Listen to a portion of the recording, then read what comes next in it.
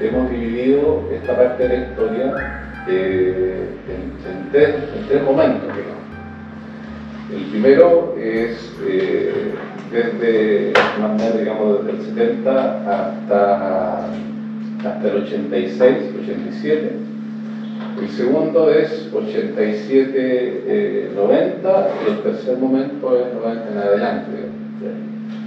Que no dice razón con hitos, digamos, dice razón más o menos por ir de alguna u otra manera ordenando, de acuerdo también a la historia que tiene nuestro país, la historia del tren. De todas maneras, vamos a dejar algunas advertencias de ellos también, que dice razón con cómo enfocamos nosotros los contenidos. No es nuestra intención ir tampoco a relatar lo que ya se ha hecho en múltiples ocasiones, digamos, que es, digamos, entregar un poco la parte más épica de toda esta historia. Para eso ya hay mucho documental, hay mucha película, muchos escritos, y nuestra intención y objetivo es poder entrar a indagar un poco en la historia y encontrar un poco y mostrar un poco, primero, las razones de esta organización, por qué llega. Segundo, cómo se desarrolla y las claves, de alguna u otra manera, que nos muestren cuáles son las que están operando para que el frente finalmente resulte y sea lo que hasta el día de hoy conocemos. Queremos hacer algunas alusiones también a algunas razones más de carácter políticas internas del Partido Comunista. Las bases bibliográficas de este trabajo son básicamente tres. Uno es el libro de Herrero, el segundo es el libro de Rojas, de la Rebelión Popular a la Sublevación Imaginada. Tercero es un ensayo que se hizo el año pasado, a los 40 años del Frente. Cuarto, algunos elementos del libro que está, del compañero que acá está presente, Luchito Vega, que escribió un libro que es Historia del Combatiente. Y el resto son todos antecedentes personales y archivos personales que relatarán ciertas cosas en primera persona.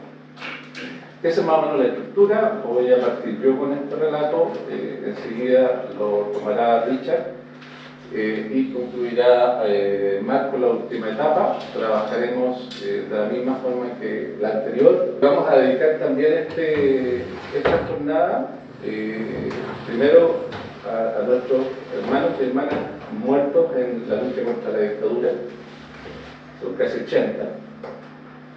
Segundo, dedicamos también esta jornada a los miles de hombres y mujeres que son y fueron colaboradores del Frente y cuya historia sí que está invisibilizada, pero sin su concurso y participación, la verdad es que esa historia jamás podría haber sido posible.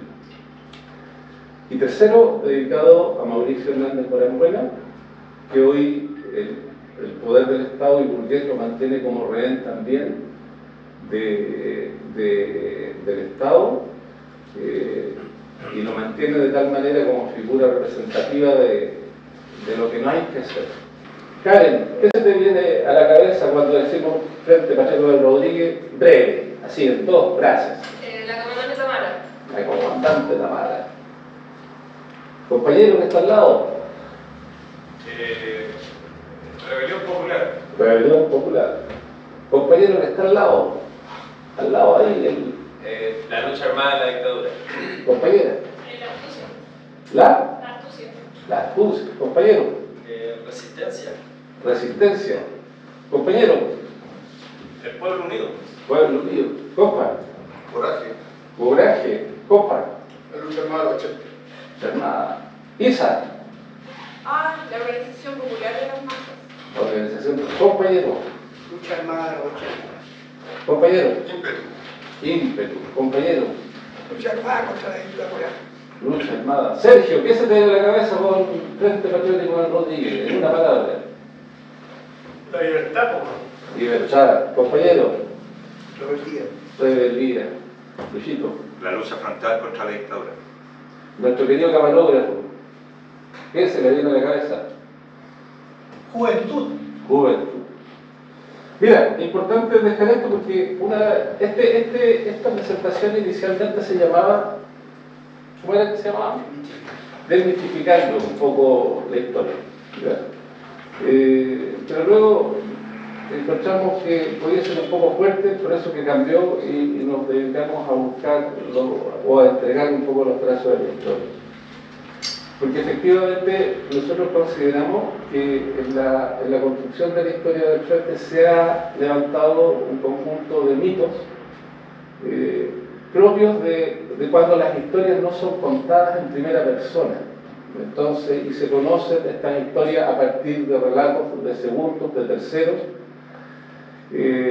Por otra parte, un empecinado trabajo por parte del Estado de querer borrar esta parte de la historia, distorsionando un poco esta historia también, y por otra parte, incluso los sectores políticos reformistas, digamos, a los cuales les complica mucho que esta historia haya existido. Entonces, permanentemente están cuestionando la historia, están trastocando la historia, están manipulando la información, y eso hace que todo esto se transforme finalmente en una distorsión de lo que es esta bella parte de la historia. Para poder comenzar este relato, necesariamente tenemos que irnos aproximarnos a esta historia, tenemos que irnos a lo que es la participación del Partido Comunista, digamos, de la cual, lo personal, yo fui parte hasta el año 86, bajo el gobierno y la participación que tuvo este partido bajo el gobierno de la Unidad Popular. Con todo lo que significó. El Partido Comunista era parte integrante, digamos, de la Unidad Popular, y por tanto también cuando se da todo este golpe al movimiento popular, una de las organizaciones que también sale muy destruida, digamos, muy golpeada, es el Partido Comunista, digamos. Y necesariamente inicia su proceso también de evaluación de los por qué ocurrió lo que ocurrió en torno a la Unidad Popular. No es el objetivo de esta presentación desarrollar un análisis de las razones del porqué, digamos, de la caída de la Unidad Popular, digamos.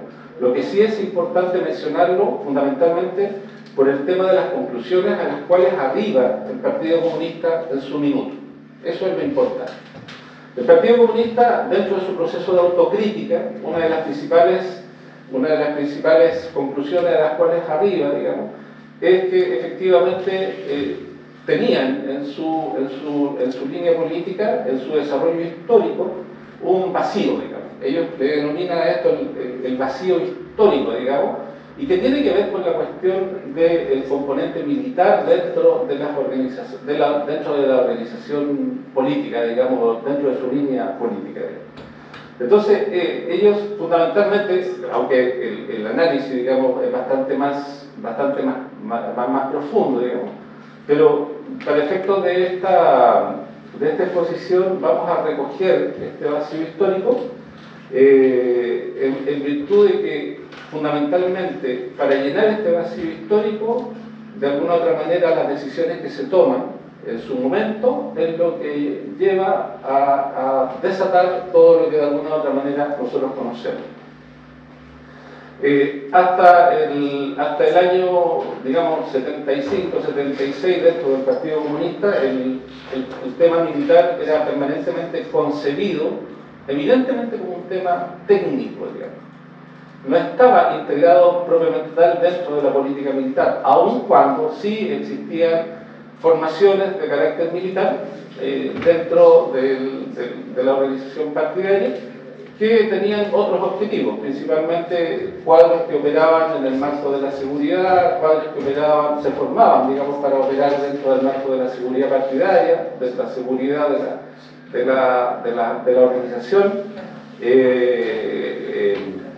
formaciones que tenían que ver con el tema del manejo de elementos de inteligencia dentro de la organización, etcétera, digamos, pero no estaba incluido, digamos, no estaba considerado como dentro de la línea política, como parte, digamos, estructural de su organización. Aun cuando hay algunos militantes que dicen que sí existía, digamos, algún componente militar dentro de su línea política, digamos. Hay algunas defensas al respecto de este proceso, digamos. Decían que por ejemplo, la mejor política militar, pero aquí hay que hacer una salvedad, digamos. Las razones del por qué. El Partido Comunista permanentemente considera que en realidad las fuerzas militares oficiales de la burguesía tienen una caracterización que está muy alejada de ser lo que demostraron ser en el año 73, digamos.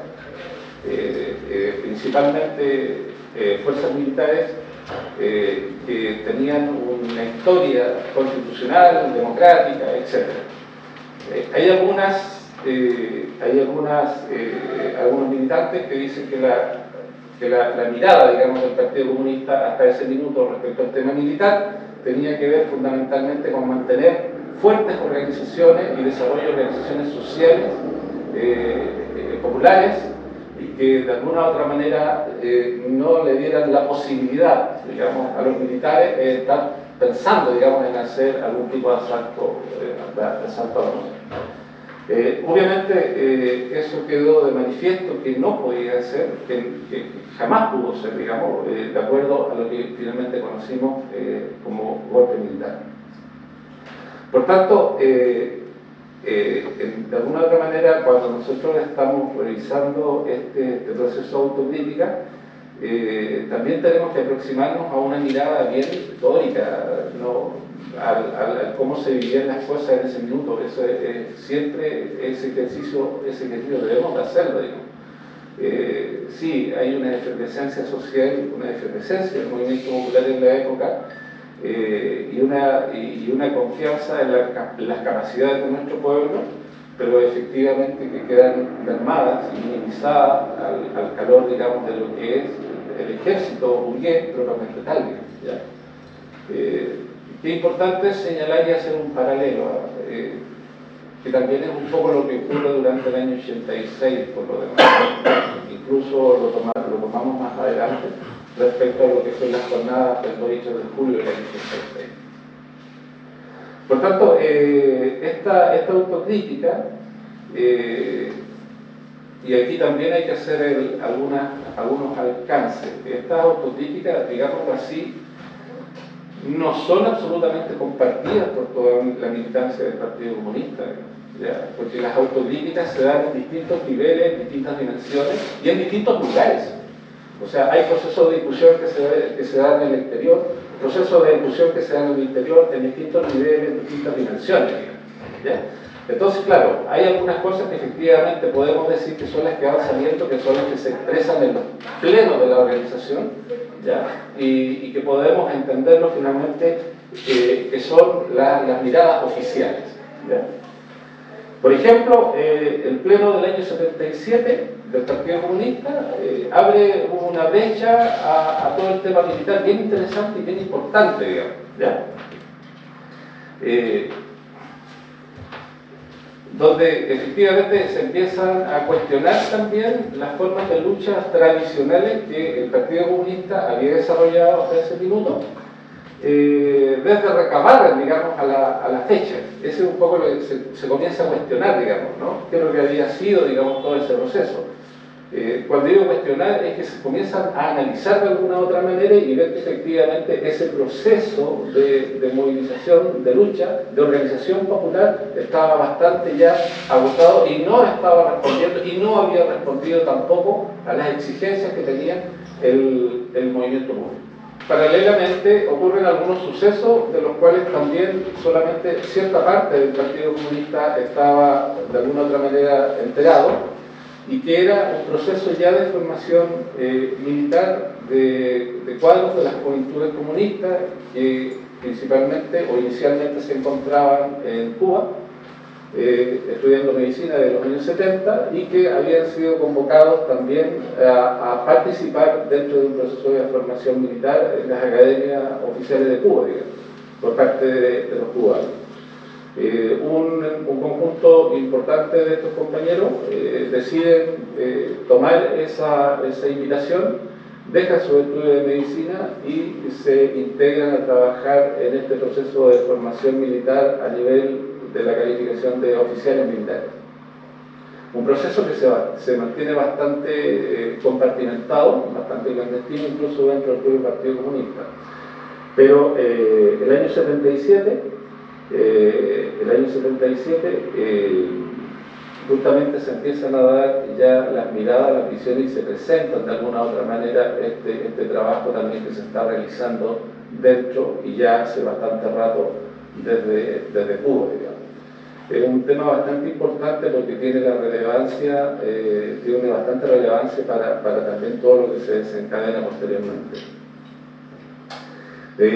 Acá hay varias historias, digamos, que se cuentan, pero efectivamente en medio del pleno es cuando se presenta un compañero de la Juventud Comunista con su uniforme militar cuadrado dentro del secretariado, frente al secretariado, al pleno, digamos, y se hace su presentación militar y expone un informe también militar, digamos. Eso, poniéndonos un poco en el minuto, tiene que haber sido, la verdad, que bastante trascendental y bastante telúrico, digamos, para lo que allí se estaba viviendo. O sea, la visión que tenía el Partido Comunista del tema militar distaba mucho, digamos, de ese tipo de acciones, digamos, ¿no? Entonces, hay algunas historias que se han ido contando, pero efectivamente parece que eso fue así. Ese proceso continuó por varios años. Esos procesos de formación militar no eran cortos, 3, 4, 5 años y más, y también estaban acompañados posteriormente de algún trabajo directo en el ejército cubano, y por otra parte comenzaron a participar también de alguna otra manera en algunos procesos de liberación que ya se estaban llevando en otras partes de Latinoamérica. Pero por otra parte, también en el interior, acá en Chile, también ya comenzaba a darse de alguna u otra manera expresiones de resistencia. Expresiones de resistencia que también tenían su correlato dentro de las juventudes comunistas y dentro del Partido Comunista. O sea, esta cosa de estar permanentemente recibiendo embates de represión, embates de parte del Estado, de los organismos represivos. Recordemos que varios secretariados se fueron al piso, desaparecidos, muertos, qué sé yo. También tuvo algún tipo de reacción en términos de cómo actuar, digamos, de cómo presentarse. Comienzan a darse dentro de las juventudes comunistas principalmente expresiones de resistencia. O sea, no, aquí hay que hacer algo más que estar permanentemente haciendo la discusión política, digamos, ¿no? Y eso también lleva a que, de alguna u otra manera, estas grandes decisiones que se van tomando, la historia también, y yo comparto mucho esa parte de la reflexión, surge de alguna u otra manera presionada por la realidad del interior. Todo lo que va construyéndose de alguna u otra manera surge presionado por el quehacer mismo de la militancia en su relación diaria con lo que estamos viendo a nivel poblacional, a nivel estudiantil, y la clase trabajadora en su barriada, digamos, y por otra parte en sus trabajos. O sea, era necesario, y va surgiendo desde allí también esta actitud de alguna otra manera de resistencia, que se va transformando también en un quehacer más colectivo, y la necesidad desde allí de ir generando algunos niveles de organización distintos y superiores a los que se conocían hasta ese minuto, que pudiera tener algún nivel de efecto desde ya en lo que era esta actitud de resistencia. Entonces, esto es importante porque parte importante de lo que se vive en esta etapa tiene que ver con esa suerte de actividad material de parte de las bases también militantes del Partido Comunista y de las juventudes y de otras organizaciones por lo demás. El pleno del 79, por tanto, en abril del año 79, se presenta un documento que es bien interesante para aquellos que les interesa la historia, trabajar o revisar lo que se llama el nuevo proyecto democrático. Porque en este proyecto es donde por primera vez se habla de la fuerza militar propia del Partido Comunista,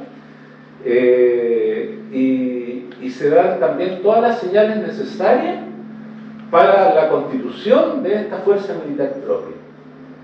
Aquí también es donde comienzan a dibujarse las líneas de trabajo para el ejército burgués, que no había nunca sido contemplado, digamos. O sea, y esto es muy importante porque en esa decisión de hacer un trabajo hacia el viejo ejército, como se le llamaba, o el ejército burgués, también existe todavía hasta ese momento, y bueno, ya está muy entrado, digamos, los 80,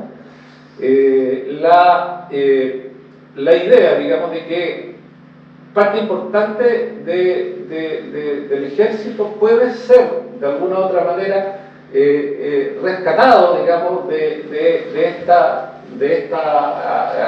esta posición que lo tenía la oficialidad, de alguna u otra manera, y podía ser rescatado, digamos, para posiciones más populares. Entonces, pero había que hacer algún tipo de trabajo hacia esa parte del ejército, digamos, ya que no era básicamente la oficialidad, digamos. Aunque hay algunos compañeros que dicen que también había muchos oficiales que podían ser de alguna u otra manera rescatados también para acá. Eso era lo que finalmente, y con los años, se transformó también en lo que era la línea de trabajo hacia el viejo ejército. El Clarín, así era conocido, así tiene razón el compañero. Bueno, en septiembre del año 80 se impone la constitución del dictador con todo lo que nosotros conocemos. No nos vamos a detener mucho en eso. Es una constitución que, aunque no les guste a algunos, nos rige hasta el día de hoy. Con cambio en más, cambio en menos, pero en su esencia nos rige hasta el día de hoy.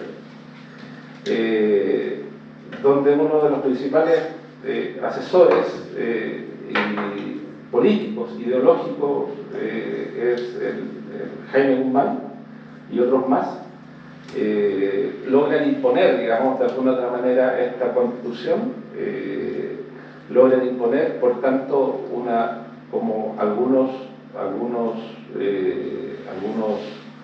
compañeros también señalaban en su minuto, lo que hizo la dictadura fue tratar de hacer una revolución de derecha, digamos, en esta cosa, y partieron imponiendo una constitución que no tuviese ninguna posibilidad de ser maniobrada, cambiada, digamos, muchos años.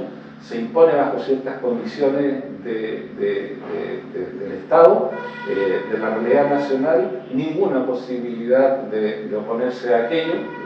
Todavía recuerdo que en torno a la Constitución de los 80, y aquí los compañeros también, los que se acuerdan, lo único que era posible hacer era tirar algún tipo de volante cercano a las mesas de votación y hacer algún tipo de rayado y nada más, digamos. O sea, no nos imaginemos que había grandes marchas negándose, no era posible, digamos.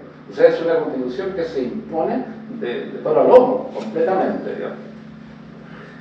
Y por otra parte, al calor de esto, desde Moscú, el secretario general del Partido Comunista está proclamando la política de rebelión popular como un cambio de línea, en tanto entender que todos los caminos políticos para la salida al término de la dictadura estaban absolutamente agotados, no existían otros.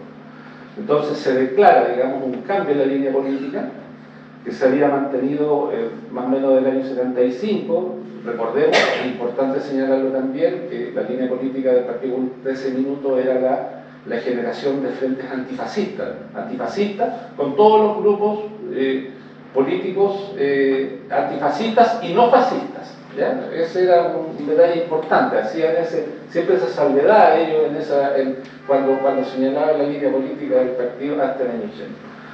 Bueno, el año 80 entonces se declara públicamente desde Moscú, y hago hincapié en eso, desde Moscú, el cambio, la modificación y esta nueva línea política que incluso es entregada al interior del país a través de algunas cartas que llegan a la militancia.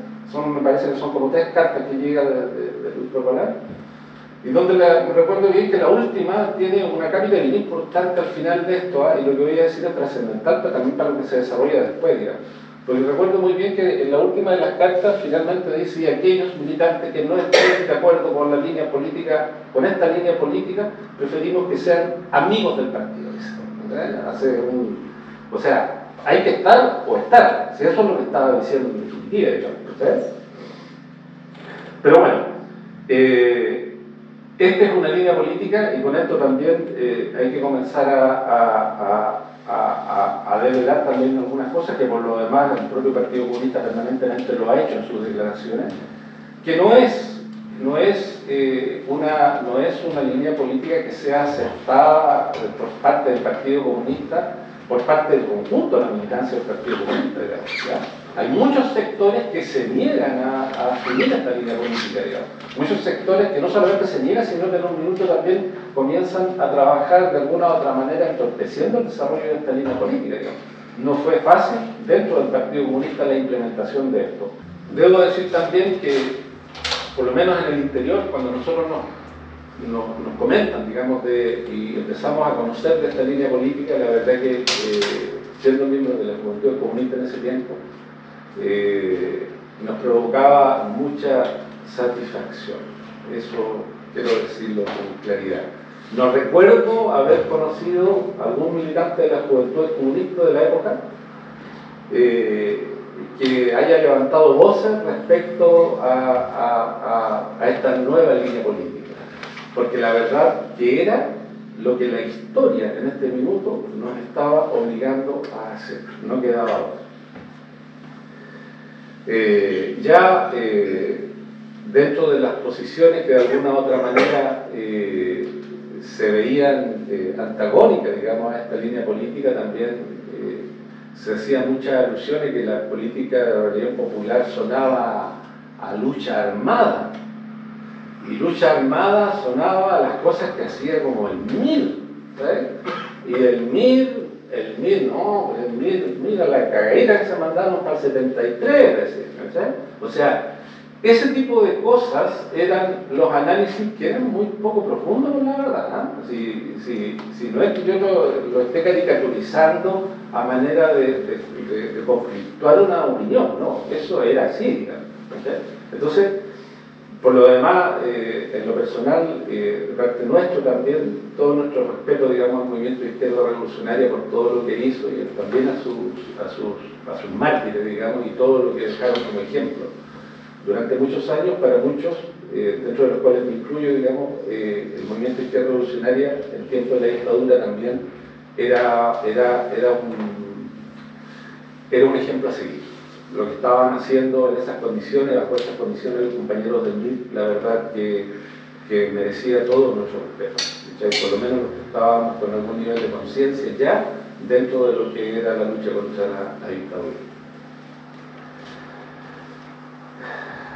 Lucha de masa y lucha armada son dos extremos irreconciliables de una misma categoría política, según algunos militantes comunistas. Eso es lo que señalaba.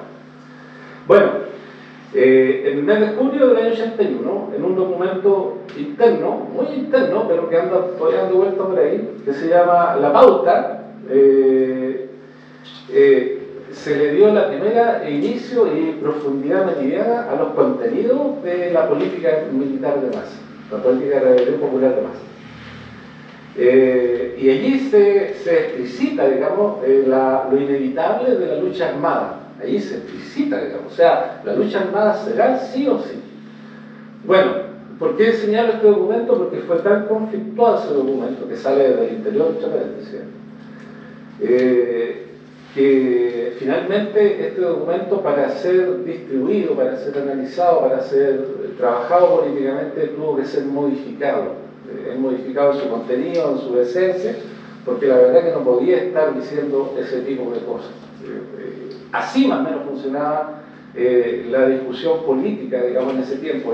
Con esto quiero reflejar de que había permanentemente conjuntos de contradicciones en este proceso de implementación de la línea política del Partido Comunista.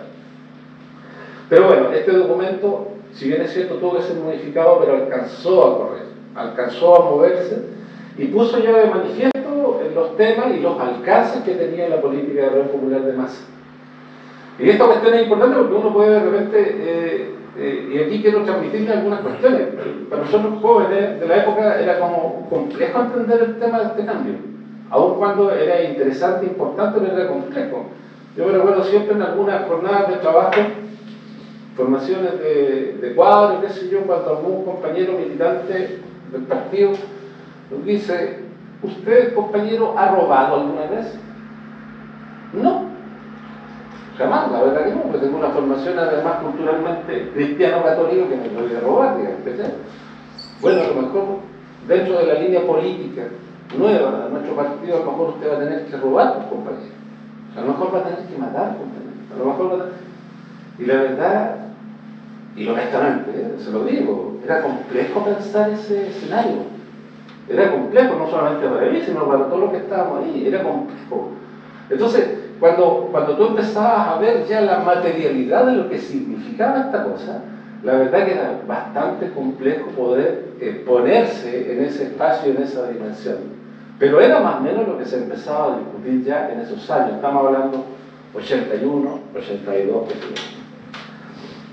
Bueno, en el marco de la implementación de esta política de red popular, se comienzan a constituir a finales de los 80, qué sé yo, los primeros grupos operativos en distintas regiones del país. Estos grupos operativos, principalmente en Santiago, en Valparaíso y en Concepción, se comienzan a organizar de una manera bien singular. Aquí habían algunas direcciones que tenían que ver con lo que ya el partido en el interior estaba orientando.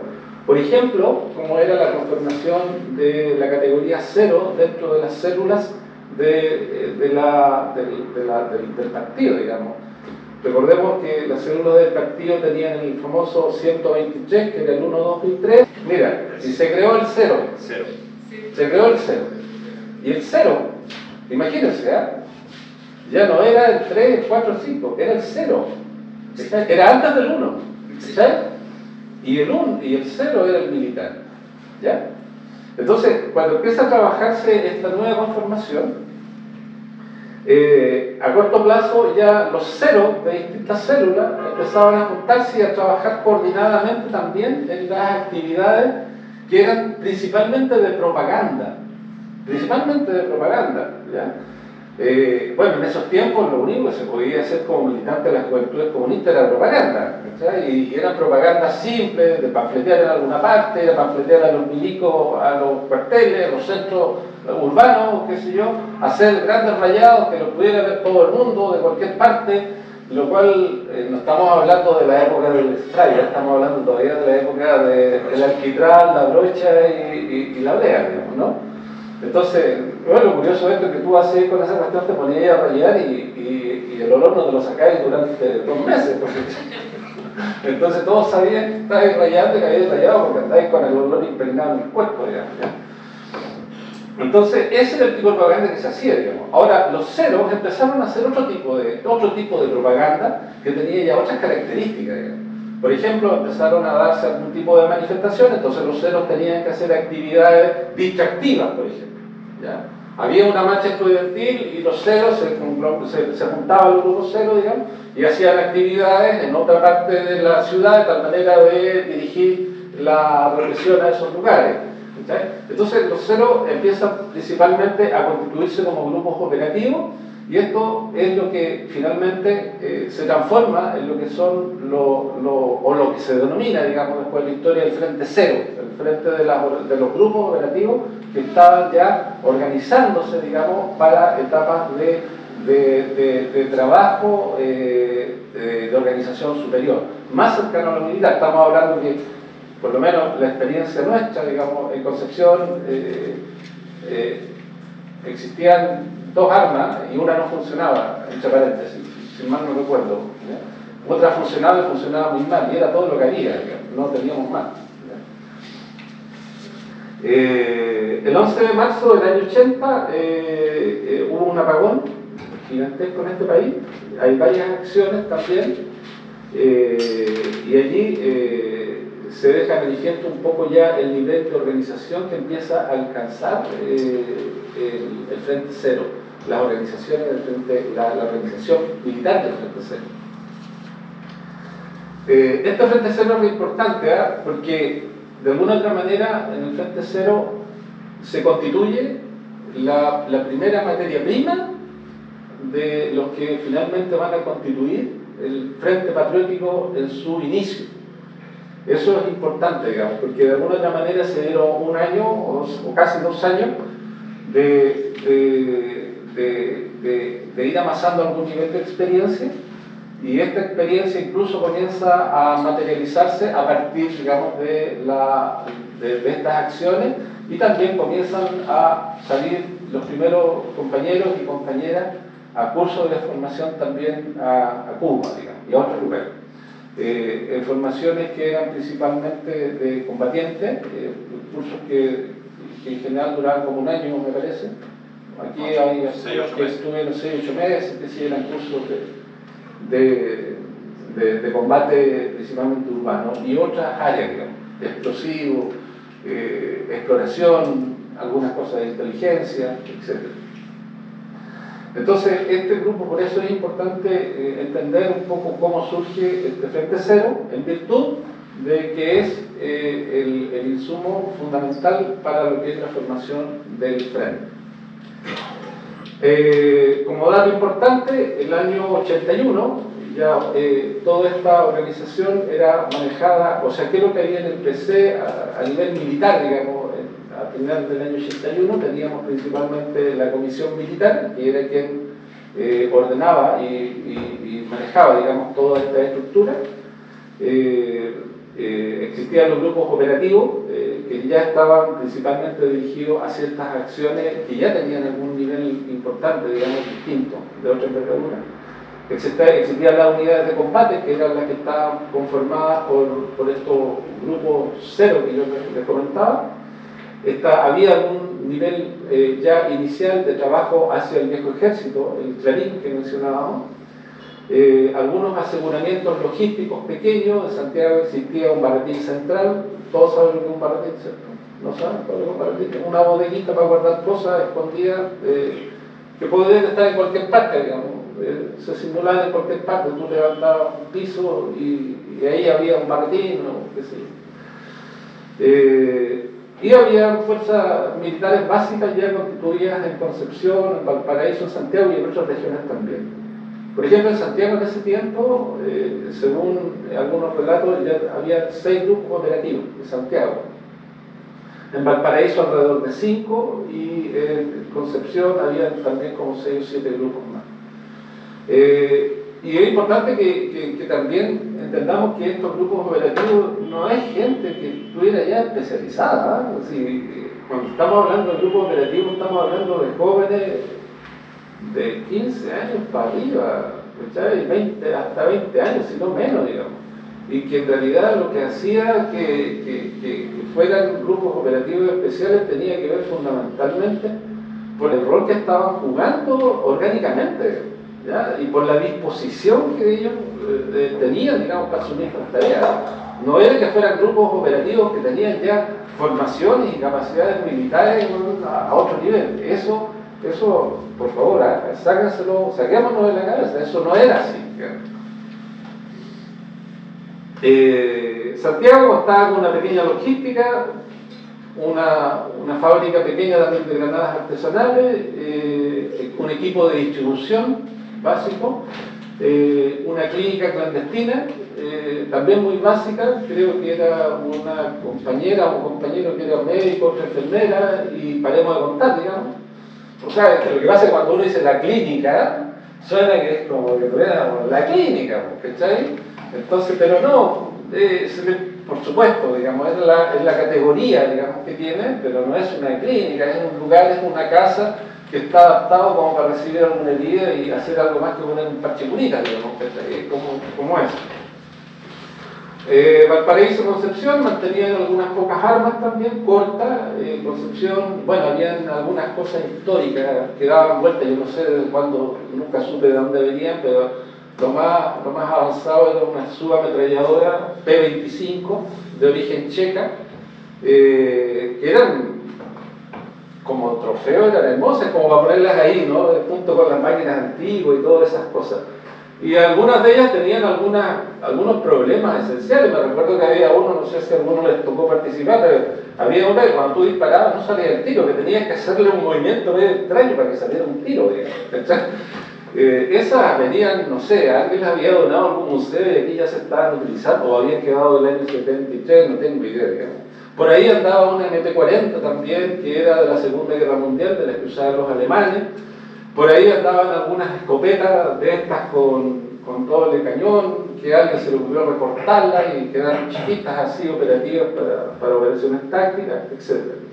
Muy poco explosivo. En la octava región sí teníamos explosivo porque ya hace un buen rato se venía haciendo un trabajo con los mineros del carbón y lota, y ellos de alguna u otra manera ya venían haciendo o tenían un trabajo de abastecimiento de logística que permitía tener por tanto algunos niveles de sansonita, que era el que se utiliza en las minas, y esa poder distribuirlo también al resto del país también para otro tipo de operaciones. Entonces pero eso era más o menos lo que había a finales del año 81. Es importante también entender qué es lo que estaba pasando en el año 80, 81, digamos, en este país, ¿ya? Recordemos que a partir del año 81 comienzan a provocarse también todo lo que es un alza en el movimiento social, en el movimiento de masa. Esto principalmente el producto, digamos, de que ya estaba teniendo una incidencia en nuestro país, en la masa principalmente, ¿no? Todas las medidas del nuevo modelo económico liberal que se había instaurado, con todo lo que significaba, digamos, las privatizaciones principalmente, con los controles, con el control del movimiento sindical, por una parte, que no podía hacer nada, y por otra parte todo lo que eran las medidas que se habían tomado para restringir y para liberalizar un mercado que durante muchos años tenía características distintas. Esta liberalización del mercado tenía que ver con la privatización de todo lo que pudiera existir, digamos. Esto ya tuvo algunos efectos. Al finalizar el año 82, por ejemplo, ya estábamos con un 25% de cesantía declarada, ¿no? Siempre es importante hacer este alcance, digamos, porque en esta declaratoria, como en nuestro día, digamos, porque en esta declaratoria de desempleo siempre hay algunas subjetividades que, por supuesto, que si uno las elimina se da cuenta que en realidad es bastante mayor. Un año después de esto, el desempleo había llegado ya al 30%, y en los sectores muy populares o más populares llegaba al 50%. Y dentro de ese 50%, a nivel de la juventud, llegaba al 60%. Esa era la realidad más o menos de desempleo que teníamos ya en esos años. El Producto Interno Bruto había caído casi un 14%, se había derrumbado ya en el 82. Y había provocado y estaba empezando a provocar un proceso de recesión importante a nivel nacional. Se congelaron los salarios, esa es una cuestión importante, digamos, ya nada los salarios no podían aumentarse, y todo esto desencadena un proceso de movilizaciones también de trabajadores a nivel de algunas huelgas que se van generando, algunos movimientos en el transporte, pequeños y medianos empresarios también empiezan a tener efecto, digamos, todas estas restricciones, toda esta recesión, y por supuesto esto comienza a llevar al desarrollo del movimiento de masa a partir de estos años. 82, 83 comienzan un proceso explosivo de movilizaciones sociales tendientes a dejar planteado, digamos, de alguna otra manera cuál era la realidad que estábamos viviendo en ese minuto. Estas marchas empezaron a ser bien interesantes, surgen a partir, digamos, del movimiento de algunos sindicatos laborales y rápidamente se expanden también al conjunto de la población. De hecho, el 19 de agosto del año 82, por ejemplo, se da una movilización tan masiva En ese minuto había muchos sindicatos también que se van a la huelga, digamos, estaba Panal, IRP, esas cosas ya no existen, entre paréntesis, esas empresas ya no existen, digamos. El Teniente, el Carbón, Celulosa Arauco, está la toma de la Maestranza Maipú, digamos, que es un hito importante, pero bueno, todo eso se desata, digamos, en esos años y comienza a aguarse y comienza a manifestarse de forma permanente ya prácticamente después todos los meses. Teníamos jornadas importantes de movilización. A esa altura, y aquí nuevamente recojo un poco la historia, lo único que notábamos a nivel de expresiones de organización superior son las organizaciones que a esa altura el MIR todavía estaba desarrollando, ya, que eran algún tipo de asalto, algún tipo de ajusticiamiento, algún tipo de toma, qué sé yo, con alta participación también de la masa. Bueno, comienzan a nacer las denominadas marchas del hambre, las marchas del hambre que todos los meses se realizaban en cierta fecha y que derivan en lo que son las jornadas de protestas nacionales. Las jornadas de protestas nacionales que efectivamente en un minuto el dictador las hace o llama su atención al respecto por la masividad y por cómo efectivamente la masa comienza a integrarse a este proceso de movilización. Eso es una de las cualidades de estas movilizaciones, porque además aquí, dentro de estas movilizaciones, empiezan a integrarse algunos elementos también de la política de la rebelión popular. Empiezan a integrarse cosas nuevas, o sea, el tema de la autodefensa empieza a surgir aquí, digamos. ¿Sí? La autodefensa, ¿qué es lo que era la autodefensa, digamos? O sea, yo ya no pongo mano otra mejilla, digamos, ¿sí? Un poco eso. O sea, cuando vengan aquí a mi población, no, aquí no van a entrar así como así. Aquí se hacen las zanjas, se tiran miguelitos, se hacen barricadas, ¿cachai? O por último se les espera y se les emboca también con lo que hay a mano, será con piedra, será con algún tiro, será con alguna molotov, ¿cachai? Pero ya hay una actitud de resistencia, ya no está esa marcha, esa movilización pasiva, digamos, que lo único que encontraba era el grito, el panfleto y el repliegue, digamos, durante muchos años. Y ahí ya estaba presente mucho de lo que es la experiencia, o lo que es un poco la materialidad también, por una parte, lo que estaban haciendo organizaciones como el MIR también a niveles poblacionales, y que comienza a ser también el propio Partido Comunista, con su aplicación en la masa de lo que era la política de orden popular. Recordemos que dentro de las líneas de la política militar del partido estaba lo que era el trabajo militar de masas también. Y este trabajo militar de masa también tenía estos componentes, o sea, cómo insertarse en las organizaciones populares, cómo trabajar en las organizaciones populares de tal manera de irle dando una componente de desobediencia civil, pero también irlos pertrechando también políticamente y materialmente con algunos elementos que pudieran permitir, de organización por supuesto, que les permitiera poder tener una actitud de resistencia también en todas estas jornadas de protesta. A mediados del año 83 comienzan a llegar los primeros oficiales formados en Cuba y que tenían también algunas victorias encima, como era la victoria de la revolución sandinista, donde los compañeros jugaron un rol importante también en el Frente Sur, en la constitución del Frente Sur, decidor también en algunas cosas para la victoria de esa revolución. Y dentro de este primer grupo, julio del año 83, llega Raúl Pelegrín, al cual le confieren la responsabilidad de hacerse cargo de lo que era el trabajo militar de la fuerza militar propia, digamos, del partido. Este primer acercamiento de los oficiales son distribuidos en distintas tareas y a nivel nacional. Entonces comienzan ellos a hacerse cargo de alguna otra manera de todo lo que se estaba evolucionando, digamos, en distintas partes con respecto al tema de la orgánica militar.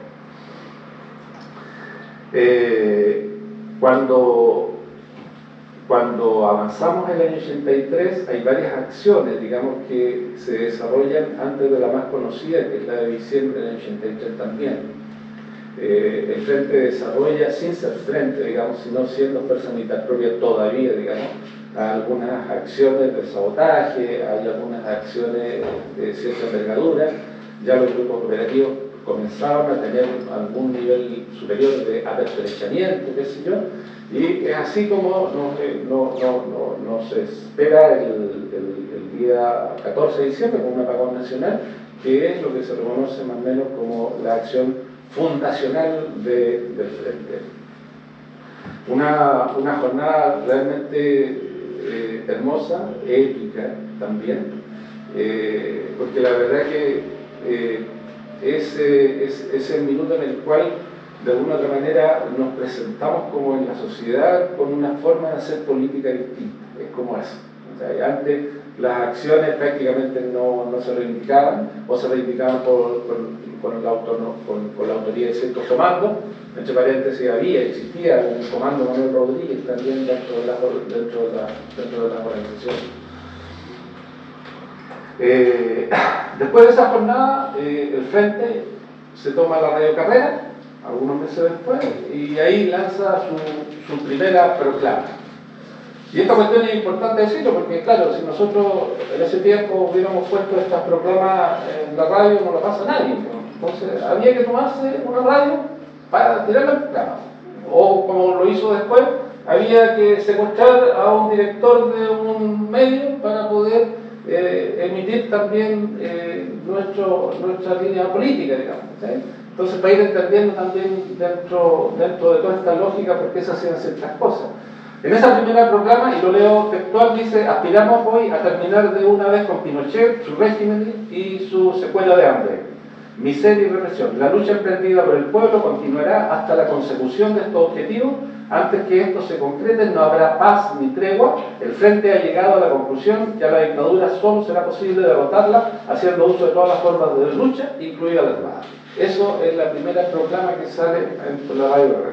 Entonces, con este objetivo, de alguna u otra manera, de ir poniendo, digamos, el acento y la voz política con este tipo de acciones, es que el Frente se presenta el año 83. Ahora, las acciones comienzan a desplegarse una tras otra, digamos, y aquí también hay que identificar algunas cosas. No estamos hablando de una gran organización, estamos hablando de muy pocos grupos operativos con muy poca capacidad operativa además, pero con una, y lo que voy a decir ahora, yo creo que es un poco lo que marca también a la época y lo que marca la historia del Frente, una fuerte voluntad de vencer. Eso es, esa fuerte voluntad de vencer es lo que atravesaba a los jóvenes hombres y mujeres, digamos, que pertenecen a esa primera parte de esa historia. De alguna u otra manera también comienza a tener cierta simpatía, digamos, el accionar del Frente. En esa etapa todas las acciones comienzan a ser reivindicadas, la reivindicación se colocaba por todos lados, se buscaba la forma, digamos, de que se supiera. O sea, las reivindicaciones, según decía el propio comandante José Miguel, las acciones, digamos, debían ser absolutamente prístinas, debían ser claras, debían ser transparentes. Las acciones tenían que hablar por sí solas, no había que explicarlas, ¿sabes? O sea, una acción que tenía que ver, por ejemplo, no sé, con la toma de una radio, ni siquiera había que salir que explicarlo. O sea, era claro, digamos, que estábamos utilizando un medio de comunicación del poder para nosotros poder llegar a la masa, digamos, ¿sabes? Había mucha precaución además por no tener daños colaterales. Hay muchas acciones que no se realizaron en su minuto porque lisillamente podía tener algún tipo de repercusión colateral, daño colateral como le llaman. En eso había mucha precaución y había líneas, había una orientación de parte, digamos, en este caso de José Miguel, de Tamara, digamos, de que ese tipo de cosas había que cuidarlas mucho. Obviamente, la gente dice audacia, astucia, digamos. O sea, la astucia surge cuando no tienes muchas veces los medios, digamos. ¿Sí?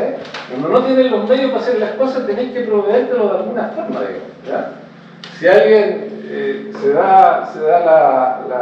en ese tiempo había en el Cauce salía una revista que era La Cacerola, no me acuerdo cómo se llamaba, y regularmente ellos graficaban de alguna u otra manera las acciones que nosotros hacíamos, no sé si se acuerdan, y alguien seguramente del frente le decía, digamos, ¿no? Mira, esto fue así, así, porque las dibujaban y caricaturizaban muy bien. Y efectivamente no andaban tan lejos de la realidad, porque justamente en ese tiempo, a propósito de las acciones del frente, el dictador presenta su fuerza de élite. ¿Cómo se llamaba? Una fuerza operativa que eran los Cobra, la operación, el grupo Cobra, que eran unos combatientes terriblemente bien preparados y los presentaron bajándose de un helicóptero, saltando de las carteras, qué sé yo. Cuando se tomaron los cabros a la radio minería, creo que fue, llegaron los operativos Cobra, muchas camionetas bajando del helicóptero y los cabros saliendo en una citroneta que apenas pueden andar, digamos. Esa era la realidad. Bueno, así es como nace, digamos, formalmente el frente a la vida pública. Pero está, y en esta cuestión hay que poner este realce, está absolutamente vinculado a lo que es la movilización popular.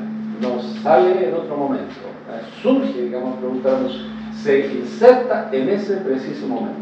Una de las preguntas que permanentemente salen en la discusión en estos tiempos, ¿no?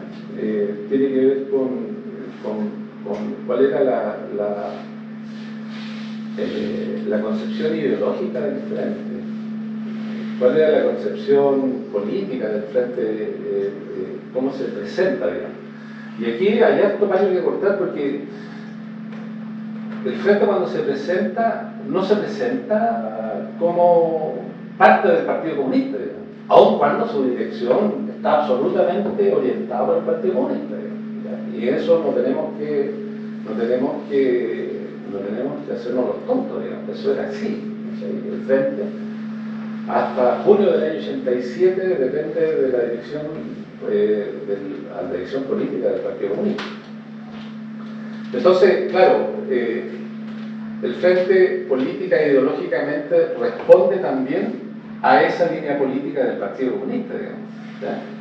Aun cuando, hacia afuera, el relato que se hace es un relato distinto, digamos, ¿ya? Que también busca de alguna u otra manera ir convocando a otros sectores políticos, digamos, no necesariamente militantes, ¿ya? Entonces, regularmente, cuando nosotros hablamos de la parte política e ideológica del frente, tenemos que hacer esa salvedad. El conjunto de militantes que había, digamos, al inicio, incluso muy adentrado, digamos, en los años 85, 86, son militantes comunistas, que absolutamente tienen y portan la doctrina marxista-leninista y se apropian de la política de la Unión Popular. O sea, eso dejémoslo claro, digamos, eso es así. O sea, incluso, y aquí hay algunas cuestiones importantes, porque sí, efectivamente, dentro del frente empiezan a integrarse compañeros y compañeras, primero que no son militantes, ¿sí? Segundo que son militantes de otras orgánicas, y sabiendo que son de otras orgánicas y sabiendo además que esto también está en el PC de chat, pero logran asumir, entender y abrazar también lo que se estaba haciendo, ¿verdad? Y las razones por las cuales la gente se integra son variadas, ¿no? Y esto es una cuestión importante de dejarlo en cuenta, y yo siempre lo cuento porque, por ejemplo, en la sexta y séptima región existían grupos suburbanos, gente que operaba fuera de Rancagua, fuera de San Fernando, cerca de por ahí, en algunos pueblos. Y me recuerdo muy bien que había una unidad, padre, madre, abuelo, tío, pues las unidades así se conformaban familiarmente, esa era la unidad, ahí en esa zona. Y que la razón por la cual ellos estaban en el frente era porque su antepasado, abuelo, bisabuelo, tatarabuelo, no sé qué, había combatido con Manuel Rodríguez. ¿Sí? Y eso es así, y ellos estaban acá en el frente porque ellos encontraban que efectivamente el frente recogía mucho de la historia de Manuel Rodríguez. ¿Sí? Lo señalo porque efectivamente no todo es tan plano, digamos, desde el punto de vista de la conformación de la estructura. ¿Ya? Muchos jóvenes que ingresan acá ingresan porque lo entienden, anarquistas por ejemplo, yo conocí varios compañeros anarquistas que se ingresan a la organización al frente porque encuentran su espacio aquí donde también poder llevar adelante de alguna otra manera la exigencia histórica, política que en ese minuto se estaba dando. ¿Sí? Pero insisto, la conformación más gruesa tiene que ver con efectivamente ser miembros de la juventud comunista. Bueno, el Frente en un minuto también deja de manifiesto, digamos, a través de la captura de Sebastián Bertolone, no sé si alguien se acuerda de él, yo creo que nadie se acuerda de él. Sebastián Bertolone era el subdirector del diario La Nación, ¿ya?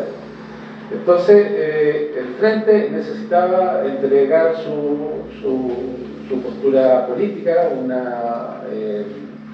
su planteamiento del primer manifiesto rodriguista, y para eso captura a Sebastián Bertolone y al calor de su captura se logra sacar algunas conferencias de prensa y dentro de la exigencia se pide también poner en los medios de comunicación pública el primer manifiesto del Frente. Que me gustaría entregárselo para que se hagan una idea tal cual, digamos, era esto, digamos. El Frente es el brazo armado del pueblo de Chile, nos inspiramos en el ejemplo del guerrillero del pueblo, Manuel Rodríguez, en la gesta del indomable pueblo mapuche, en las tradiciones del movimiento obrero y popular, en el ejemplo de dignidad y consecuencia de Salvador Allende, en los cientos de miles de patriotas que luchan contra la tiranía de Pinochet por una patria justa y soberana. Nuestra lucha es la de aquellos que buscan una vida digna y solidaria, la de aquellos que anhelan la paz, la libertad, la democracia. Somos solidarios con los pueblos que luchan por su independencia del dominio imperialista y con los procesos democratizadores de Argentina y Uruguay, con la lucha de los pueblos de Nicaragua, El Salvador y Guatemala y de todos los que anhelan la libertad y la independencia nacional. Los ejércitos más poderosos han mordido el polvo de la derrota ante los pueblos decididos a conquistar su libertad. Un régimen como el de Pinochet no merece defenderse, no merece la sangre de tantos compatriotas. Los militares deben comprender esto antes de que sea demasiado tarde. El pueblo debe hacer uso de todas las formas de lucha, recurriendo incluso a la legítima violencia en defensa de sus derechos. Eso es lo que reza el primer manifiesto del Frente. Y de alguna otra manera, ustedes se dan cuenta, ahí está expresado esto segundo que decía, digamos, buscar la generación de un espacio de unidad, un espacio de unidad en la lucha, digamos. Eso es lo que decía el Frente también. Y dejar claro también varias de sus caracteres, digamos, su carácter internacionalista lo deja muy claro también. En ningún caso se devela el nexo, digamos, con el Partido Comunista. El desarrollo ya más estratégico del Frente en esa época tiene que ver, de alguna otra manera, con lo que se empezó a construir como una política, a ver, porque ¿en qué terminaba esta política de orden popular? Esa es una cuestión importante de cómo de ir entendiendo, ¿no? La política de orden popular decía, mira, tenía una fuerza militar propia, tenía un trabajo militar hacia el ejército, teníamos la política militar de masa, etcétera, digamos. Pero ¿cómo esto se materializa, digamos, ya? Entonces, en algún rato surge lo que es, se plantea que la forma final, digamos, que esta política de orden popular debía de tener era la sublevación nacional. ¿Ya? Ahí surge la sublevación nacional. Hasta ese minuto, yo me recuerdo muy bien, había mucha discusión en cómo esto se concebía, digamos. Si esto tenía un carácter insurreccional, si esto iba a ser una guerra de todo el pueblo, había mucho de esa, no discusión, conversación, porque la verdad que no había como tanto tiempo para discutir políticamente, ¿sí? Esa es la verdad, ¿sí? Había más que hacer, más que discutir, la discusión para después, digamos, ¿sí? Tampoco había el espacio del asadito o del carrete, porque en el Frente eso no se vivía, ¿sí? En el Frente no se vivía el tema de, ya, sabéis que operamos y después nos vamos a comer un asadito, una hamburguesa o tomarnos un copete. El copete, nadie en el frente no se tomaba, ¿sí? No se tomaba porque uno tenía que andar en disposición combativa todo el día. No se fumaba marihuana tampoco, por la misma razón. La disposición combativa permanente significa que en cualquier rato tú necesitas estar operando, ¿sí? Y eso necesita que tienes que estar absolutamente con tus 5 sentidos, tienes que estar muy responsable de ti mismo. Muchas veces el portar un arma también te otorga cierta responsabilidad contigo y con los que están al lado y con aquellos que están cerca de donde portas el arma. Entonces, ese tipo de cosas no se vivían, digamos, ¿ya? Entonces, de alguna u otra manera, cuando nosotros empezamos a trabajar el tema de la composición, los compañeros se van a meter un poco más en el tema del rodriguismo como tal, pero es importante dejar en claro que la discusión política en el frente, si bien se daba, había espacios para darlo, pero la verdad que no era lo más importante, ¿ya? Lo más importante era la exploración de lo que estaba haciendo, la preparación de la acción, de la operación, la evaluación de la operación, la exploración de la operación, la exploración del por qué salió mal, por qué no se hizo, el resultado de por qué el compañero no llegó a la operación, porque también hay que derramar algunos, aquí hay que destruir algunos mitos. Ocurría a veces que la operación se preparaba y de los 5 llegaban 3. De los 5 llegaban 3 y no llegaba el más importante, que era el chofer, por ejemplo, ¿cachai? Y había que hacerle igual, ¿cachai? Y el jefe con 2 más decían ahí, bueno, pues si no llegó el chofer, veamos cómo hacemos, y salían y agarraban un auto, así como los portonazos de hoy día, digamos, y se resolvía, ¿cachai? Pero, ¿por qué lo señalo esto? Porque no todo andaba como reloj. Eso es una cuestión importante, no todo andaba así, como uno dice, no, ciertos muchachos, no. También sentíamos mucho miedo, ¿cachai? O sea, yo en lo personal siempre sentí miedo antes de una operación, ¿cachai? Y después de eso me acuerdo que dormía por 3 días, de verdad, ¿cachai? Porque la adrenalina que subía era mucho, claro, pero el miedo se controlaba, ¿cachai? Eso por lo menos fue lo que uno aprendió a controlar, porque sabía lo que te podía pasar si en la operación llegaba a la red, no había espacio más que para poder salir vivo de ahí. O por otro lado, al calor, digamos, del trabajo de inteligencia del enemigo, podía ocurrir todo lo que, y sabíamos lo que pasaba también en las cámaras de tortura, ¿no? Entonces, insisto con esto, no había tanto espacio para la discusión política, había más espacio para, el espacio estaba dado solamente para el trabajo permanente de preparación, organización, estudio y disciplina. Entonces, la sublevación nacional, que es más o menos como esta cosa, se pretendía, digamos, que de alguna u otra manera se diera el paso final, digamos, en esta política de unión popular, básicamente consistía en lo siguiente, o se buscaba, digamos, que se transformara en lo siguiente. En todas partes, casi a nivel nacional, ya se había ido como trazando un mapa de lo que era el movimiento popular. O sea, nosotros en Santiago sabíamos perfectamente cuáles eran los lugares que para las protestas nacionales convocaban o donde existían mejores niveles de organización, y sabíamos que todos los compas en esos lugares podían tomarse, podían generar espacios de resistencia, podían hacer todo eso. Bueno, estos lugares eran los que en la política de sublevación se definían como las zonas de sublevación, ¿ya? La sublevación propiamente tal es una planificación. Fue algo que se planificó, que se organizó, que se trabajó metódicamente, ¿ya?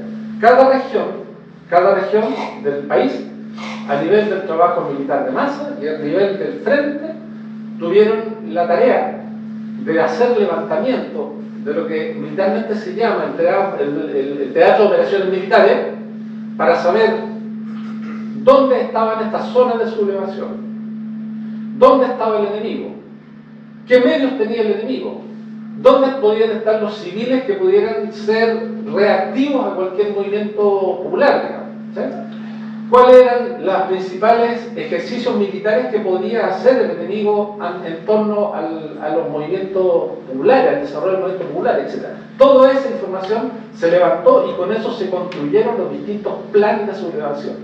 Porque finalmente lo que se buscaba era que en cierto momento del movimiento popular, emergía, digamos, con fuerza en una jornada de protesta, y de allí en trabajo con la milicia, que los compañeros van a hablar un poco más de la milicia y el frente propiamente tal, cada una de las zonas de sublevación pudiese ser de alguna otra manera liberada, golpeando a la presencia de la represión, llámese Paco, llámese Milico, llamese Fuerza Civil propia represiva, ¿cachai?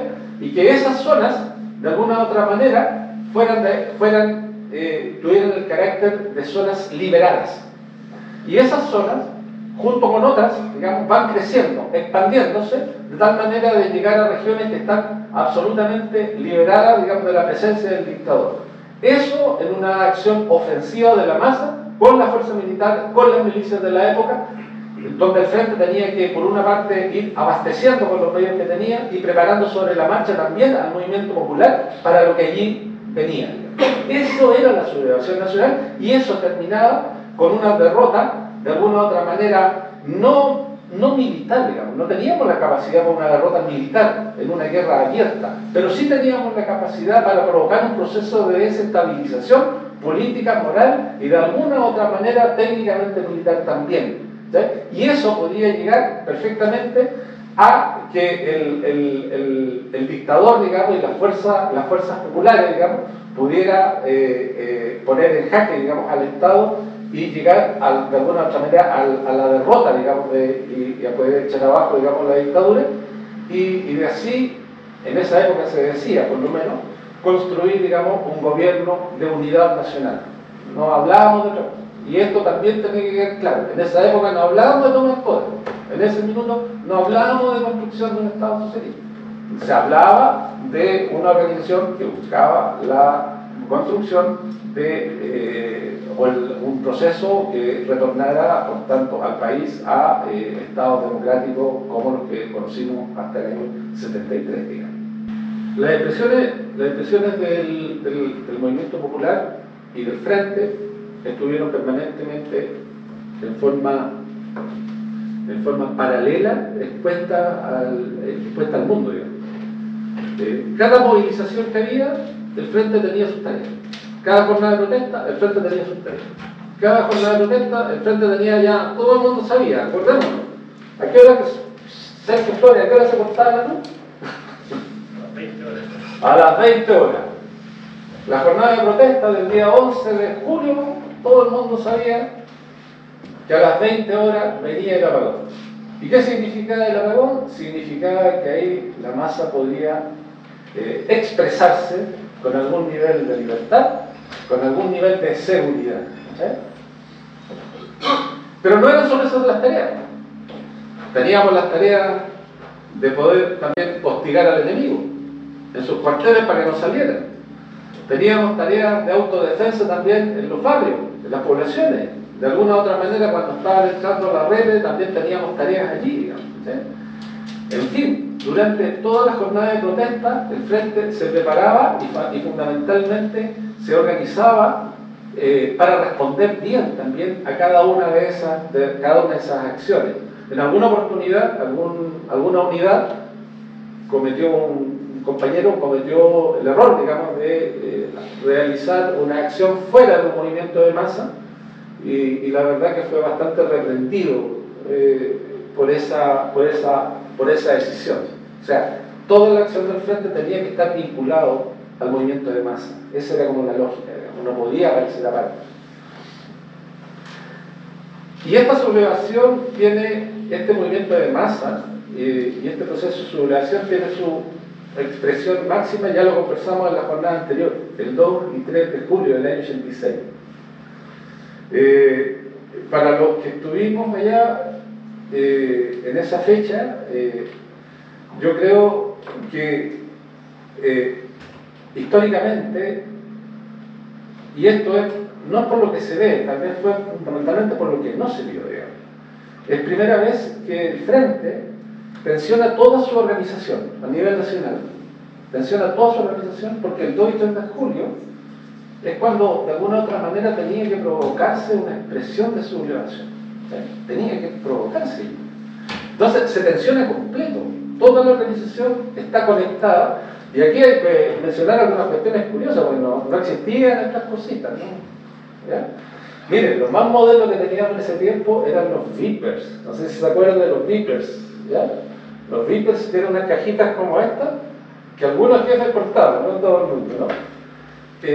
Los cortabas tú y ahí te llegaba un mensajito que decía llama por teléfono a tal número, los beepers.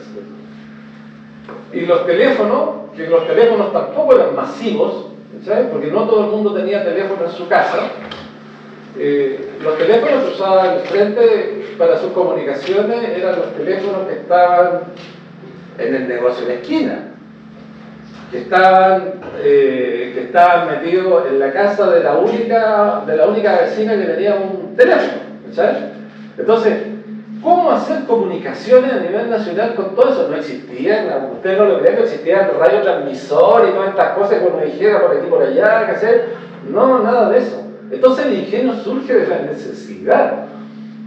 Los planes, por ejemplo, para transmitir comunicación de un punto a otro del frente a partir de un teléfono de la vecina que vende pan en la esquina, ¿sabes? Ustedes entenderán que tenía que ser absolutamente codificado. Ahí surgieron algunos códigos que son magníficos, digamos, que yo creo que se usan hasta el día de hoy, porque efectivamente podían dar cuenta de lo que estaba pasando, de lo que debía hacerse en tal o cual lugar, digamos, ¿sí? Es así un poco como nos pilla ese 2 y 3 de julio, bajo esas condiciones, con una organización absolutamente coordinada, digamos, a nivel nacional, y a la espera de las 20 horas, que es cuando se desata todo esto, y que efectivamente en esa oportunidad se realizan muchas tareas que eran propias de la sublevación. Por ejemplo, en Chile existe un punto que es el punto más estratégico desde el punto de vista de las operaciones que queda acá en la sexta región, que es donde en 3 kilómetros de ancho tú puedes dividir el país en 2 partes, porque ahí puedes cortar la vía férrea, cortar las comunicaciones, cortar la electricidad, cortar los puentes, incluso cortar un oleoducto que todavía pasa por ahí.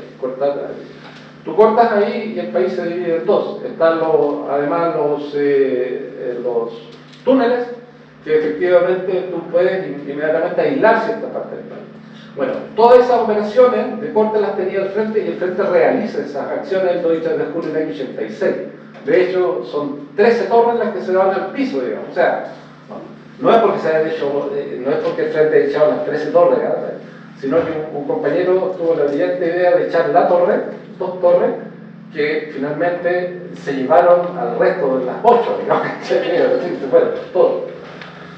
Se hicieron los cortes de puente, se hicieron todas las acciones que como frente estaban concebidas ahí, digamos, ¿ya?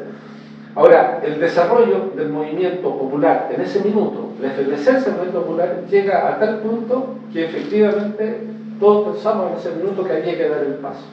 Pero el paso no se dio. ¿Cuál era el paso? La decisión. ¿Y cuál era la decisión? De pasar a un nivel superior de enfrentamiento. Existían los medios, en ese minuto ya teníamos medios. No todos los que quisiéramos, pero ya teníamos medios. Entonces la decisión pasaba por decir, por parte del Partido Comunista, insisto, ¿ya? Pasemos a un nivel superior, abramos los barretines, tomemos las medidas, que el Frente haga las operaciones en los barrios, que las milicias hagan las operaciones que están previstas para este tipo de escenario. Y esa decisión no se tomó, no se hizo. Luego, con el tiempo, lo que se declara es que ese fue un ensayo de la sublevación. Y hasta el día de hoy, cuando escucho eso, la verdad que me molesta mucho. Porque en ese ensayo de sublevación, primero que nada, murieron muchos chilenos y chilenos, ¿sabes? Sin hacer nada, ¿sabes? Y segundo, como lo dije la otra vez en una película por ahí que reportaje, una sublevación no tiene la posibilidad de ser ensayada, ¿sabes? No es una obra de teatro, no es un espectáculo, ¿sabes? La sublevación es, ¿sabes? La sublevación o una insurrección está constituida por factores políticos, históricos que se dan en un momento determinado, ¿sabes? Entonces, ese, desde mi punto de vista, se transformó, creo, en un hito importante, pero una derrota que tiene otras categorías, ¿sabes? Desde mi punto de vista, tiene las categorías de la traición, ¿ya? Y soy claro en decirlo, y a lo mejor más de alguien se va a molestar con él, pero para mí tiene esa categoría, la traición a lo que fue la constitución de un momento político determinado. El año 86 también tenemos 2 sucesos que son importantes. Uno que es el suceso de la internación de armas, que finalmente el Frente lo reivindica como porque el partido no lo puede reivindicar, siendo que es una operación definitivamente del Partido Comunista, pero con todo lo que significó la pérdida. Ese es un análisis que bien creo que todavía no termina de hacerse. Esas armas eran importantes para lo que se estaba haciendo, para la sublevación. Está claro, digamos, que con esas armas no se hacía una guerra, ¿sabes? Con esas armas no se hacía, digamos, lo que de alguna otra manera sí se había concebido, que eran operaciones de trabajo en un tiempo determinado, con un parque de municiones que podría, no sé, en una lucha continua durar 40 minutos, 45 minutos y se acabó, digamos, ¿sabes? No es más que eso. Pero eso permitía de alguna otra manera desarrollar y materializar el proceso de sublevación. Esas armas, por responsabilidad y irresponsabilidad también nuestra, cayeron. Fue un golpe duro. El primer golpe que yo creo que de alguna otra manera comienza también a hacer mella, digamos, de la política de la Unión Popular también. El esfuerzo que se había puesto allí era gravitante. Los cubanos habían hecho un tremendo aporte solidario internacional, digamos, a este proceso, y se había llevado bastante bien, a no ser por algunos errores que también se cometieron en la organización técnica. Después del 8 de julio de 86, se materializa una decisión que era parte de la decisión política del partido en su política de orden popular, y esto hay que dejarlo claro también. En la política de orden popular estaba claro que el año 86 era el año decisivo. El año 86 la dictadura no podía seguir. Y cuando se decía la dictadura no podía seguir, lo que se decía es el dictador no puede seguir. ¿Sí? El dictador, aunque eso signifique, no puede seguir tal vez fuera del Estado, vivo, o dentro del Estado, muerto. ¿Sí? Pero no podía pasar así. O sea, la ejecución de la operación del 7 de septiembre responde a esa decisión política de parte del Partido Comunista, y que tenía que ver con el ajusticiamiento, porque el dictador no podía pasar de ese año. No vamos a hablar tanto no vamos a profundizar en esa acción, porque ya también se ha hablado bastante, que yo creo que es la acción que de alguna u otra manera va a marcar al frente trascendentalmente, ¿no? Yo creo que esa es una acción que llegó para quedarse en la historia de este país, digamos. O sea, no se podrá escribir un libro de historia, incluso de parte de los burgueses, que no sea capaz de recoger ese evento. Podrán borrar todas, la verdad, podrán borrar, no sé, todas las experiencias operativas que se hicieron en la toma de la radio y todo eso, que hizo el frente, ¿no? Pero no van a poder borrar jamás ese evento donde el pueblo, con sus hijos e hijas armadas, quisieron acabar con el dictador de una vez y para siempre. Que, entre paréntesis, es una acción que internacionalmente está legitimada por las Naciones Unidas.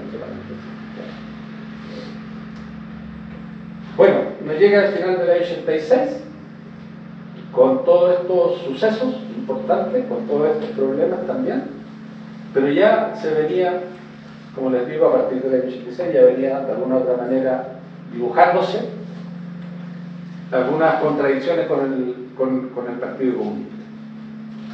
El Partido Comunista comienza ya a analizar la línea política del Popular, empieza a analizar los costos que esto había tenido, y comienza también a tomar algunas decisiones que involucran directamente a la organización. Este es un proceso que parte más o menos en octubre del año 86 y que termina en junio del año 87. En junio del año 87 el Frente ya decide comenzar a hacer su camino independiente, su camino autónomo, y la dirección, junto a un conjunto importante de jefes, de combatientes, deciden finalmente desarrollar su proceso de construcción independientemente, autónomamente. Habían, mira, muchos elementos que ya desde hacía mucho rato a nosotros nos hacían sentir, digamos, de que había una necesidad por parte de sectores del Partido Comunista, porque no quiero hablar de todo, había sectores del Partido Comunista que de alguna otra manera nunca se unieron a esta política de popular. Y cuando se dieron estos eventos, como el evento de Carrizal, como el fracaso en el ajusticiamiento del dictador, las caídas que se provocaron posteriormente al intento de ajusticiamiento, todo eso fue el argumento necesario que muchos sectores dentro del Partido Comunista necesitaban también, como para provocar también de alguna u otra manera este proceso de cambio. Recordemos que también a nivel mundial están pasando cosas que también van incidiendo. Recordemos que en el año 85 empiezan ya estas primeras reverberancias de la perestroika, de la glasnost, ¿cachai? En 86 por ahí ya empiezan a provocarse algunos sucesos que inciden directamente también dentro del Partido Comunista y dentro de la visión que había que tener. Y ya esta actitud que tenía, o esta posición que tenía el Partido Comunista de ser aislado de lo que era este proceso de negociación, que tenía su culminación, digamos, en el plebiscito, este proceso de negociación, ya estaba resultando bastante incómodo. Entre paréntesis, aquí hay un antecedente importante. El año 85, para los historiadores, sería bueno que lo buscaran. Se llama algo así como la cuestión chilena, algo así. Es un documento que entrega una comisión del Congreso norteamericano, donde da cuenta del peligro que significa la política agropopular y particularmente el desarrollo de esta fuerza militar propia, el Frente Patriótico, para la estabilidad latinoamericana. ¿Qué fecha es eso? ¿Ah? ¿Qué fecha? Ese es del 85. ¿Cuando vino el embajador? No. Es un documento que entrega una comisión al Congreso. Ah, ¿Ya? Un documento. Y en ese documento, que yo creo, yo no sé cómo tanta información, es donde hacen una evaluación de todo lo que existía, todo lo que el Frente había hecho, cuánta gente podía tener, cuánto alcance podía hacer, si seguía en evolución. Hay una tendencia geométrica ahí, digamos, que dicen esto podría llegar a esto, podría llegar hasta allá, qué sé yo, y es donde además los norteamericanos deciden, de alguna u otra manera, poner muchos más recursos en este proceso de negociación y quitarle absolutamente el piso, digamos, que ya venía siendo de alguna u otra manera cuestionado el dictador. ¿Okay? Entonces, apostar todas las fichas bajo algunas condiciones, aislar absolutamente todo lo que significa el proceso de política popular o del Partido Comunista, digamos, de todo también este proceso de negociación. Todo eso se estaba viviendo a finales del año 86. ¿Okay? Las decisiones que toma el Partido Comunista tienen que ver con básicamente intervenir la dirección del frente, intervenirla, digamos, o sea, sacar a algunos compañeros, poner a otros compañeros que son de absoluta confianza, porque ya el frente, de alguna otra manera, mantiene la dirección del frente y mantiene la decisión de continuar con la política de Río Popular y con la sublevación nacional, porque todavía están las condiciones dadas y materiales, y no se podía de alguna otra manera, o sea, había que mantenerla, había que desarrollarla hasta concretar, digamos, lo que allí se ve, y de alguna otra manera ponerse también en interceptar de alguna otra manera este proceso ya de negociaciones que comenzaban a darse. Ya ahí en ese minuto, al final del 86, ya las negociaciones empiezan a desatarse, ¿okay? De cómo esto se va a empezar a solucionar, ¿okay? Entonces, atravesarse, digamos, a esa decisión, porque también existía claridad que el proceso de negociación iba a llevar a la perpetuación de lo que la dictadura, de alguna otra manera, había construido, ¿okay? Que es un poco también lo que vimos hasta el día de hoy. Para entender eso solamente, mira, yo quiero mostrarles cuál fue la visión en ese minuto de la dirección del frente para enfrentar ese proceso de intervención del Partido Comunista. Y en la intervención de Raúl Pellegrini, de Rodrigo, el primer semestre del 87 ante el Partido Comunista. Y esto reza más o menos así para que se hagan una idea, con esto voy a terminar. Dice, esto al calor de la discusión, por supuesto. El 85 íbamos por el camino de la sublevación nacional. El 86 caminábamos más cerca que nunca de la sublevación nacional.